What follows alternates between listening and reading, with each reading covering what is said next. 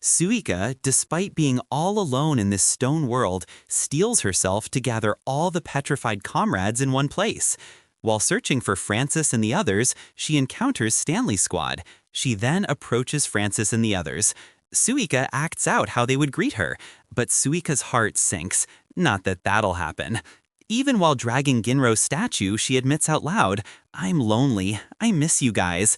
She fixes Ginro's broken statue, but looks at him with sadness in her eyes. She then goes to retrieve Kohaku and the other statues too. She quickly hugs Kohaku's statue, which is kind of sad to watch. She even assembles a pole cart to transport the statues faster. After that, she even acts out how everyone would praise her for her work and becomes sad. Solitude and loneliness wash over her as she realizes that no one's going to talk to her given that she is all alone in this whole world. After hours of searching, she realizes she's found every friend except Luna and Chelsea. That means they took the revival fluid and set off on the opposite side. So she launches the Suika Exploration Team One Girl mission, last chance to find them and that fluid. After looking for days, she finally finds out where they are. If I was here, my clumsy ass would probably fall to death and humanity would be doomed.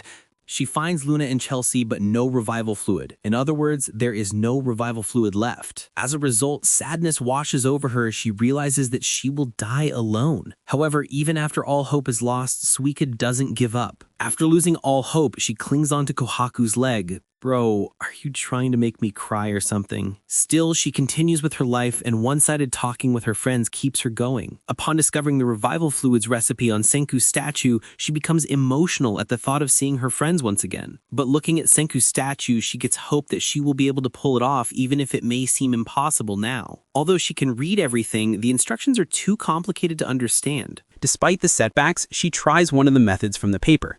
By the way, there are 3 ways to create nitric acid, and she tries 2 of them but fails despite her best efforts. After looking at Senku's statue, she steels herself and vows not to give up. With no other choice, she chooses to use the 3rd method, which requires both a year and a lot of animal feces. Thus, she starts collecting literally the poop of animals. With Chelsea's map, she even starts harvesting bird poop from a nearby island and experimenting with it. She then starts the process of making the revival fluid. She starts experimenting with the recipe, and she resolves to keep trying. After a lot of hard work, the process finally shows some progress. Trust me, this little girl deserves the world. If you and I were in this situation, we would have probably died of despair and solitude. Suika has officially become my favorite character in the series.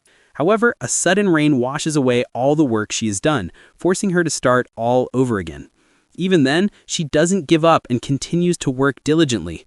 Years went by and she continues her work, and after almost 7 years, Suika succeeds with the recipe,